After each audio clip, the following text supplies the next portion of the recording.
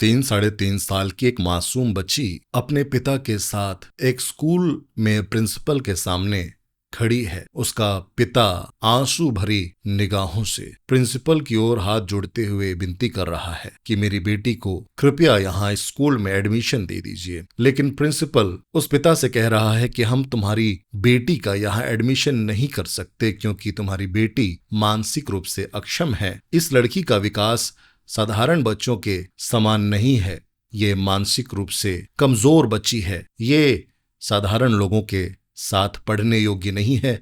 इसे तुम ले जाओ किसी ऐसे स्कूल में जहां पर इस तरह से मानसिक रूप से अक्षम बच्चों को, मेंटली रिटार्डेड बच्चों को पढ़ाया जाता है। यह बात सुनकर वह व्यक्ति बहुत उदास हुआ और उसकी आंखों से आंसू बहने लगे। यह व्यक्ति कोई और नहीं, प्रभु के दास पीजी वर्गीस जी थे। भारत में और इस विश्व में जब भी विश्वास के महान योद्धाओं का नाम लिया जाएगा तो उनमें से एक नाम पास्टर पीजी वर्गीस जी का भी होगा, क्योंकि उनका जीवन, उनकी गवाहियां इस बात के द्योतक हैं, इस बात को प्रमाणित करती हैं कि उन्होंने अपने जीवन में जो देखा है, जिन चीजों से वे होकर आए हैं, वे सारी घटनाएं हमें यह देखने देती है कि सच में ये विश्वास के एक योद्धा है। पीजी वर्गीस, जिनको आज विश्वास और सामर्थ का एक जीता जागता प्रतीक माना जा सकता है। पीजी वर्गीस सेवकाई में आने से पहले भारतीय सेना में कार्यरत थे, लेकिन जब बुलाहट आई तो प्रभु यीशु मसीह की सेना में शामिल हुए। प्रभु यीशु मसीह की बुलाहट प्राप्त करके प्रभु की सेवा के लिए उन्होंने बहुत कुछ छोड़कर अपने कदम आगे बढ़ाए। ये जो गवाही मैं आपको बताने जा रहा हूं, ये गवाही जब आप पूरी सुनेंगे तो आपका प्रार्थना करने के प्रति और बाइबल के प्रति नजरिया बदलेगा। जो एटीट्यूड है आपका प्रेयर में, वो बदलेगा। मैंने जब उनकी गवाही सुनी तो मुझे लगा कि मुझे आप लोगों के साथ इस गवाही को बांटना चाहिए। पास्टर पीजी वर्गीस बताते हैं अपनी गवाही में कि उनका जो पहला बेटा था वो बिल्कुल साधारण बच्चों के समान था, उसमें कोई कमी नहीं थी, बिल्कुल एक्टिव बच्चा था।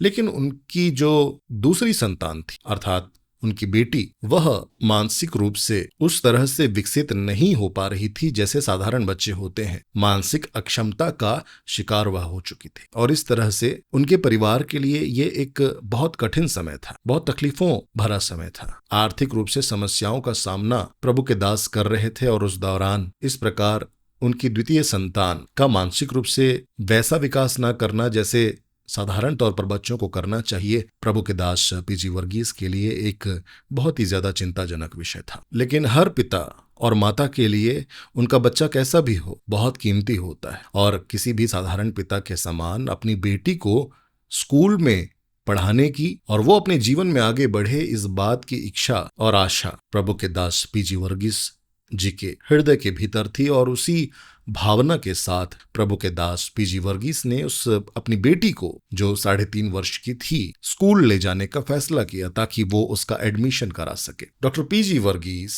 उस समय पठानकोट में रहते थे और वहां पर जब वे स्कूल में दाखिले के लिए, एडमिशन के लिए गए तो स्कूल के प्रिंसिपल ने उस बच्ची को ध्यान से देखा, क्योंकि वो बच्ची मानसिक रूप से वैसी नहीं थी जैसे साधारण बच्चे होते हैं।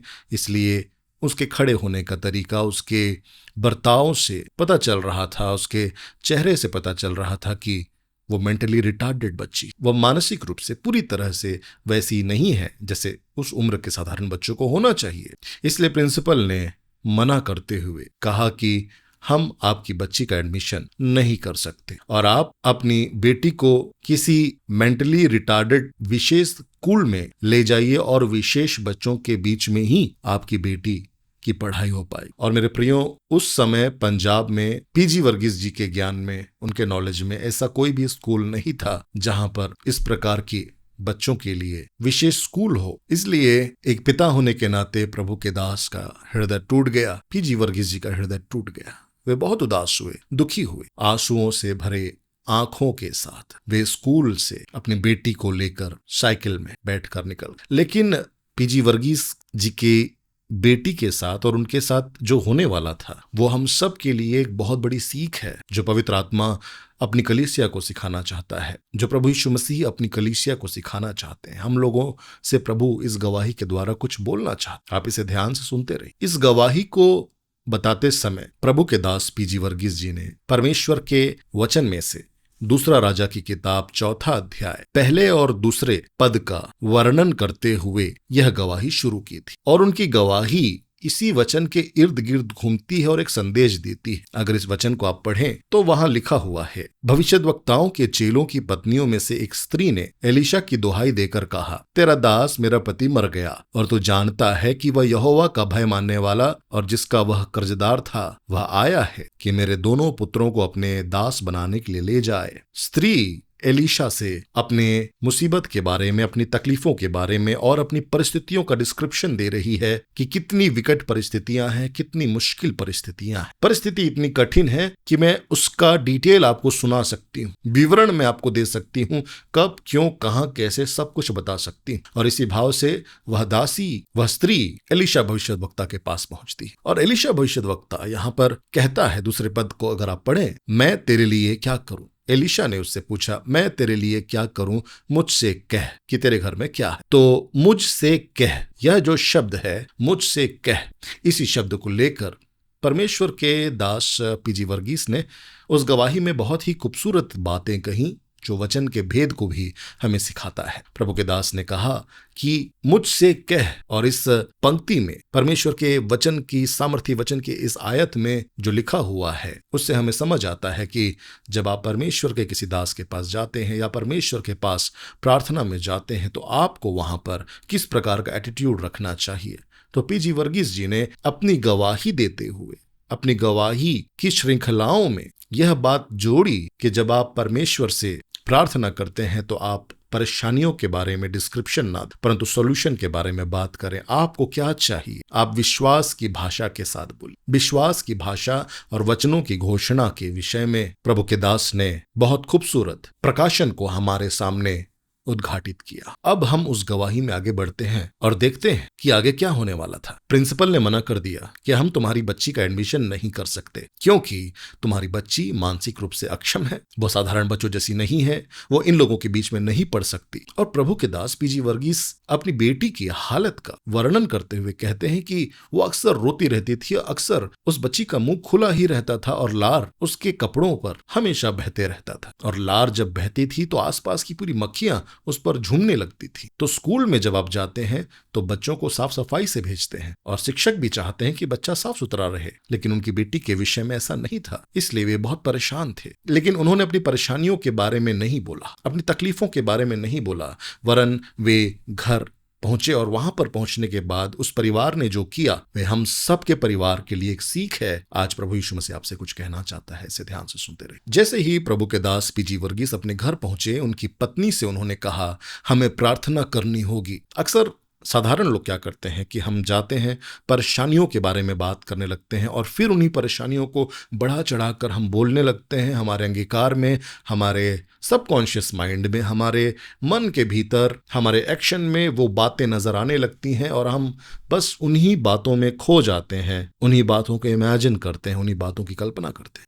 लेकिन प्रभु के दास जब घर गए तो उन्होंने अपनी पत्नी से कहा, हमें प्रार्थना करनी होगी। और उनकी पत्नी के बारे में वे बताते हैं कि वे एक प्रार्थना योद्धा थी। प्रार्थना योद्धा का अर्थ होता है जो परमेश्वर के वचनों से भरी हुई हो, परमेश्वर के वचनों से भरा हुआ हो, और जब प्रार्थना करने का समय आता है तो उन वचनों को क्लेम करते हुए प्रार्थना करने वाली एक योद्धा हो। तो उनकी पत्नी एक महान प्रार्थना योद्धा थी। और उसी शाम डॉक्टर पीजी वर्गीस और उनकी पत्नी अपने 5.5 साल के छोटे बेटे और अपनी उस मानसिक रूप से बीमार बच्ची के साथ प्रार्थना करने बैठे। डॉक्टर वर्गीस ने, डॉक्टर प्रभु के दास डॉक्टर पीजी वर्गीस जी ने, उनकी पत्नी और उनके 5 साल के बेटे, तीनों ने मिलकर उस मानसिक रूप से बीमार बच्ची के सर पर हाथ रखा और उनकी पत्नी बाइबल के वचनों का सामर्थी रूप से इस्तेमाल करके प्रार्थना करने लगी। आंसू बहाते हुए एक एक बाइबल के पद को कोट करके, बाइबल के पवित्र शास्त्र के वायदों को उस बच्ची के ऊपर घोषित करना शुरू किया, क्लेम करना शुरू किया, विश्वास के साथ बात करनी शुरू की, विश्वास के साथ प्रार्थना करनी शुरू की। विपरीत और कठिन परिस्थितियों के बीच में जब मनुष्यों के मुख से सिर्फ और सिर्फ निराशा भरी रिपोर्ट्स और बातें निकलती हैं, तब मनुष्य जब टूट जाता है, उसकी आंखों से आंसू बहने लगते हैं और वह निराशा के भयानक गर्त में डूबा होता है, उस समय साधारण बुद्धि का कोई व्यक्ति, साधारण विश्वासी, शरीर के अनुसार चलने वाला कोई व्यक्ति उन्हीं मुसीबतों के बारे में बात करता है, परेशानियों के बारे में बात करता है, सामने जो लाल समुद्र है उसके बारे में कुड़कुड़ाने और बड़बड़ाने लगता है। लेकिन परमेश्वर के दास के इस परिवार से हम सीख सकते हैं। क्या परमेश्वर का दास अपनी उस बेटी को जब देखता होगा, जो मानसिक रूप से एक मंद बुद्धि के समान एक बच्ची नजर आ रही, एक ऐसी बच्ची जो शायद सीधे खड़ी भी नहीं हो पा रही है अच्छे से, उसके भविष्य को लेकर एक पिता भारतीय समाज में किस प्रकार से चिंतित हो सकता है, आप कल्पना कर सकते हैं। एक पिता के लिए अपनी बेटी का ऐसा हो जाना, फिर उसके भविष्य को लेकर पूरी एक सोच बन जाती है। हम क्या क्या नहीं सोचने लगते कि उस बच्ची की, उस बेटी की शादी कैसी होगी, उसका परिवार, उसका जीवन आगे कैसा हो। लेकिन उन्होंने परमेश्वर के वचन पर विश्वास किया और आगे अब जो बातें होने वाली थी वो बहुत ज्यादा आश्चर्यजनक है और साधारण लोग इसे सुनकर शायद विश्वास भी ना कर पाए। इसलिए विश्वास को अगर आप बढ़ाना चाहते हैं और आप चाहते हैं कि विश्वास आपका बढ़े, तो आप इस गवाही सुनते रहे। आप सुनते रहेंगे, आपका विश्वास बढ़ेगा। परमेश्वर के दास, उनकी पत्नी, उनके बच्चे, उनके बेटे, तीनों ने अपनी उस बच्ची के लिए प्रार्थना की, आंसू बहाते हुए वचनों की घोषणा करते रहे और अगले दिन फिर से एक बार विश्वास के साथ प्रभु के दास पीजी वर्गीस ने स्कूल की ओर कदम आगे बढ़ाए। वे साइकिल से जा रहे थे अपनी बच्ची का एडमिशन के लिए, फिर से अपनी बच्ची के एडमिशन के लिए, उसकी भर्ती के लिए, उसके दाखिले के लिए प्रिंसिपल से बात करूंगा, यह सोचकर प्रार्थना पूर्वक जा रहे थे। वे स्कूल पहुंचते हैं, स्कूल के भीतर अपनी बेटी को लेकर प्रवेश करते हैं और वहां पर प्रिंसिपल के रूम के भीतर परमिशन लेकर अंदर जाते हैं। तो प्रार्थना का ही एक परिणाम देखने को मिलता है कि प्रिंसिपल थे, उन्होंने प्रभु के दास से कहा, ठीक है, हम तुम्हारी बच्ची को सिर्फ ट्रायल बेस पर स्कूल में रखेंगे, यह देखने के लिए कि ये किस प्रकार का व्यवहार करती है, क्या ये साधारण बच्चों के जैसे सीख पाएगी, क्या ये उनके साथ घुल मिल पाएगी, कहीं ये दूसरे बच्चों के माहौल को भी तो खराब नहीं कर देगी। इन चीजों को देखने के लिए हम सिर्फ 1 महीने के लिए इस बच्ची को रखेंगे। हाँ, लेकिन अभी भी पीजी वर्गीस प्रभु के दास, वो भी एक साधारण मनुष्य है। उसके भीतर, उस प्रभु के दास के भीतर तूफान चल रहा था। क्या होगा, कैसे होगा, यह सब एक भयानक दुस्वप्न जैसा लग रहा था। बच्ची जैसे ही स्कूल में कदम रखती थी, लगातार रोने लगती थी। जब वह रोती थी तो हमेशा उसका मुंह खुला रहता था और लार हमेशा बहती रहती थी। वे हमेशा अपनी बेटी को सुबह स्कूल में छोड़ते थे, उनकी बच्ची रोती रहती थी और जब वे दोपहर को उसको लेने जाते थे तो देखते थे कि उसका पूरा कपड़ा खराब हो जाता था लार से और मक्खियां उसके गंदे कपड़ों पर भिनभिनाती रहती थी। और प्रभु का दास उन परिस्थितियों को देखकर रो पड़ता था, फफक कर रो पड़ता था, क्योंकि उसके सामने सिर्फ निराशा, और ऐसा लगने लगा कि पता नहीं कुछ होगा कि नहीं, कोई बदलाव आएगा कि नहीं, क्या मेरी बेटी पढ़ाई कर भी पाएगी या नहीं, मेरी बेटी जीवन में आगे बढ़ पाएगी भी या नहीं, या फिर परिस्थितियां ऐसी ही रहेंगी। और एक दिन कुछ ऐसा होता है जिससे पीजी वर्गीस बहुत डर जाते हैं। स्कूल के एक स्टाफ ने, एक टीचर ने अंतिम चेतावनी देते हुए धमकी भरे लहजे में कहा कि पादरी साहब, हम तुम्हारी बेटी का नाम स्कूल के रिकॉर्ड से हमेशा के लिए काट देंगे, क्योंकि ये जो लड़की है दिन भर रोती रहती है, जब भी स्कूल में आएगी रोते रहेगी, सबको परेशान करती है, हम सब परेशान हो गए हैं, इस बच्ची में कोई सुधार नहीं आ सकता, ये बच्ची कुछ नहीं कर सकती जीवन में, आप इसे यहाँ से ले जाइए, ये दूसरे बच्चों के लिए भी परेशानी का सबब बन चुकी है, आप इसे ले जाइए। सोचिए, ये शब्द उस पिता के हृदय में तीर की तरह चुभे होंगे। उस पिता को कैसा महसूस हुआ होगा जब एक दूसरा मनुष्य सामने खड़े होकर उसकी खुद की बेटी के भविष्य के बारे में, उसके जीवन के बारे में कह रहा है कि यह कुछ भी नहीं कर सकती, यह सिर्फ रोती रहती है, ये कुछ भी सीख नहीं सकती। कई बार शैतान भी ऐसे ही आपके सामने, आपके जीवन को लेकर, आपकी परिस्थितियों को लेकर, आपके पास्ट फेलियर्स को लेकर, आप असफल हुए होंगे, आपके जीवन के सामने इस वक्त लाल समुद्र होगा, आप हार गए होंगे, आप पापों से संघर्ष कर रहे होंगे और शायद शैतान आपसे कह रहा होगा कि कुछ भी नहीं हो सकता, तुम कभी नहीं बदल सकते, कुछ भी नहीं कर सकते, तुम्हारी जिंदगी यूं ही घसीटती रहेगी, तुम ना तो प्रभु में बढ़ोगे, ना तुम्हारा आत्मिक जीवन कोई उदाहरण बनने वाला है, ना ही तुम कोई आशीष प्राप्त करने वाले हो, तुम्हारी प्रार्थनाएं, उनका कोई उत्तर नहीं आने वाला, कभी नहीं आएगा, ऐसा शैतान कह रहा होगा। लेकिन आप कैसे डील करेंगे इन बातों से? सुनिए ध्यान से इस गवाही को।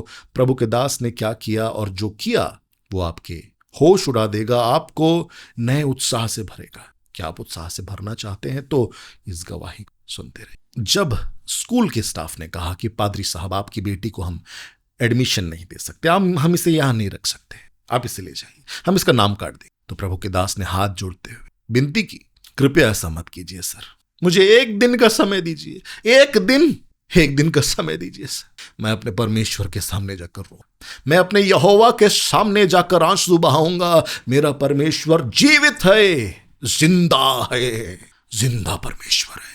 मैं अपने परमेश्वर के सामने जाकर आंसू बहाऊंगा। सर मुझे एक दिन का समय दीजिए, मात्र एक दिन का समय मांग रहा हूं, एक हफ्ते का नहीं, एक महीने का नहीं, एक दिन मुझे दीजिए परमेश्वर। परमेश्वर के दास ने कहा, एक दिन मुझे दीजिए सर, एक दिन मुझे दीजिए। मेरी बेटी की जिंदगी के बारे में ऐसा मत बोलिए, उसके भविष्य के बारे में ऐसी बातें मत बोलिए। एक दिन का समय दीजिए सर, एक दिन का समय दीजिए सर। उस पिता के आंसुओं को देखकर शायद शिक्षक का मन पिघल गया। उसने कहा, ठीक है, हम आपको एक दिन का समय देते हैं। उस रात उस परिवार की आंखों में नींद नहीं थी। उन्होंने फिर से वही किया जो परमेश्वर का वचन कहता है, प्रार्थना करो। लाल समुद्र दो भाग कर देने वाला तेरा परमेश्वर है। तुम्हारा परमेश्वर वो है जो तुम्हें समुद्र के बीच में से ले जाएगा। मृत्यु की घाटी से होकर गुजरोगे तो भी तुम हानि से नहीं डरोगे। डर और भय तुम्हारे जीवन के लिए नहीं बना है। उस परमेश्वर के वायदों पर विश्वास करके, उस वचनों पर विश्वास करके फिर से बच्ची पर हाथ रखकर आंसुओं के साथ घुटने टेक दिए प्रभु के उस दास ने, और उस परिवार ने प्रार्थना की प्रभु से, जीवते प्रभु से। प्रभु के दास जानते थे कि मैं किसकी सेवा कर रहा हूं। अगले दिन सूर्य उदय होता है, पंछी चहचहाने लगते हैं, लेकिन उस प्रातः काल फैसला होने वाला था उनकी बेटी की जिंदगी का। क्या होगा आगे? क्या वो आज भी रोएगी? आज भी क्या उसका मुंह खुला रहेगा और उससे लार बहते रहेगी और मक्खियां उसके ऊपर भिनभिनाते रहेंगी? और आज प्रभु का दास सोचने लगा कि क्या होगा। लेकिन विश्वास की भाषा बोलना परमेश्वर का दास जानता था। विश्वास की भाषा बोलना अनिवार्य है हर एक मसीही को। अगर आप अपने जीवन में लाल सागर को बांटना चाहते हैं दो भागों में, विश्वास की भाषा बोलनी आनी चाहिए। प्रभु के दास बार बार विश्वास की भाषा बोलते रहे। शैतान बार बार उनके दिमाग में फुसफुसा रहा था, उनके कानों में फुसफुसा रहा था कि आज तेरी लड़की फिर रोएगी और आज इसका नाम हमेशा के लिए स्कूल से काट दिया जाएगा। तेरी प्रार्थनाएं बेकार गई, कोई अर्थ नहीं है तेरी प्रार्थनाओं का, बेकार है तेरी प्रार्थनाएं। क्या सच में तेरा ईश्वर तेरी प्रार्थनाओं को सुनता भी है? नहीं, तेरी प्रार्थनाएं बेकार हैं। ऐसा कहकर शैतान फुसफुसाने लगा। अपनी बेटी को सुबह साइकिल पर बैठाकर स्कूल की तरफ जा रहे थे प्रभु के दास। शैतान बार बार कह रहा था कि सुन, आज तेरी बेटी फिर रोएगी, आज सब कुछ खत्म हो जाएगा तेरी बेटी के लिए। लेकिन प्रभु के दास ने घोषणा की, नो, नहीं, कल रात हमने जीवते परमेश्वर से प्रार्थना की है, मेरे प्रभु यहोवा से प्रार्थना की है, प्रभु यीशु मसीह से प्रार्थना की है, और मेरी प्रार्थनाएं व्यर्थ नहीं होंगी। मेरा परमेश्वर बहरा नहीं है। मेरे प्रभु से मैंने प्रार्थना की है कल रात को, आज मेरी बेटी हरगिज नहीं रोएगी। लेकिन बार बार शैतान संदेह लाने की कोशिश कर रहा था। बार बार वे कहते रहे कि नहीं, आज मेरी बेटी नहीं रोएगी, मैंने परमेश्वर से प्रार्थना की है, मैंने परमेश्वर से प्रार्थना की है, आज मेरी बेटी हरगिज नहीं रोएगी, मैंने परमेश्वर से प्रार्थना की है, अपने जीवित परमेश्वर से प्रार्थना की है। दिमाग कह रहा था रोएगी बच्ची, आज रोएगी, लेकिन आत्मा के भीतर वो आवाज गूंज रही थी, नहीं नहीं नहीं, अब मेरी बेटी नहीं रोई। और इसी अंतर्द्वंद के बीच में वे स्कूल पहुंचे। पता ही नहीं चला यात्रा कब हो गई, क्योंकि पूरे यात्रा में, पूरे सफर में, पूरे रोड में वे लगातार मानसिक रूप से संघर्ष कर रहे थे इन विचारों के बीच में। परमेश्वर के दास पीजी वर्गीस जी ने साइकिल खड़ी की और अपनी बच्ची को जमीन पर उतारा। वो मासूम बच्ची धीरे धीरे चलते हुए आगे जाने लगी। परमेश्वर का दास भीगी हुई आंखों से अपनी बेटी की ओर देख रहा था।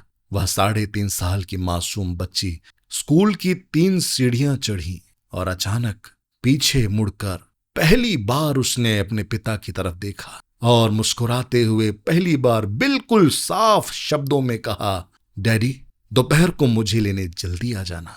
ये शब्द सुनकर प्रभु का दास आश्चर्यचकित हो गया। उनके पैरों तले जमीन खिसक गई, क्योंकि उनकी बेटी अच्छे से बात भी नहीं कर पाती थी।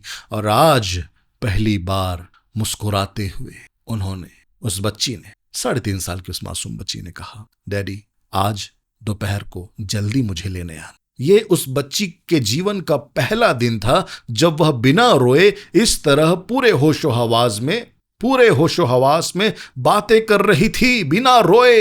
ये उस रात की प्रार्थना का सीधा उत्तर था, उसके विश्वास का सीधा उत्तर था, प्रभु के दास के विश्वास का सीधा उत्तर था। दोपहर को 12:30 बजे हमेशा की तरह परमेश्वर का दास अपनी बेटी को लेने जा रहा था स्कूल से अपने घर लाने के लिए साइकिल पर निकल पड़े, लेकिन बार बार संशय उत्पन्न हो रहा था, संदेह उत्पन्न हो रहा था कि शायद वह रोई होगी और उसका नाम काट दिया गया होगा, शायद आज मेरी बेटी रोई होगी और उसका नाम काट दिया गया होगा। शैतान बार बार संदेह लाने की कोशिश कर रहा था, लेकिन उन संदेहों के बीच में विश्वास की भाषा जारी रही, विश्वास के साथ बोलना जारी रहा। मैं विश्वास करता हूं प्रभु, मैं विश्वास करता हूं कि मेरी बेटी आज नहीं रोई होगी और वो इसी स्कूल में पढ़ेगी। और जब वे स्कूल पहुंचे तो उन्होंने देखा कि उनकी बेटी बहुत ही खूबसूरत मुस्कान लिए हुए बाहर आ रही है और उन्होंने अपनी बेटी को गले लगा ली। मेरे प्रियो, ये जो गवाही है अभी यहां समाप्त नहीं होती, क्योंकि अभी ऐसा कुछ होने वाला था जिसे सुनकर हमारा विश्वास बहुत मजबूत होने वाला है और वो आत्मिक रहस्यों को सिखाता है। आप इस गवाही को सुनते रहिए। अब वो बच्ची वहां पढ़ने लगी। 3 महीने बाद जो त्रैमासिक एग्जाम्स होते हैं, तिमाही एग्जाम्स होते हैं, उसका रिजल्ट जब आया तो उस क्लास में 50 बच्चे थे और उन 50 बच्चों में से उस बच्ची का जो स्थान था, प्रभु के दास की बेटी का जो स्थान था, वो 50वां था। सबसे नीचे, सबसे कम, 0। लेकिन जब उन्होंने अपनी बेटी के रिपोर्ट कार्ड को देखा तो उनके मुख से कोई भी नकारात्मक शब्द नहीं निकले, निराशा की बातें नहीं निकली, हताशा की बातें नहीं निकली, लेकिन वे लगातार घोषणा करते रहे, हमारी बेटी बहुत बेहतर करेगी। प्रभु के वायदों और उसके वचनों की घोषणा अपनी बेटी के ऊपर करते रहे। सोचिए, रिपोर्ट कार्ड स्कूल की मोहर के साथ प्रभु के उस दास के हाथ में थी और वो सर्टिफिकेट, वो मोहर कह रही थी कि यही सत्य है, देखो, इस सच्चाई को देखो देखो देखो।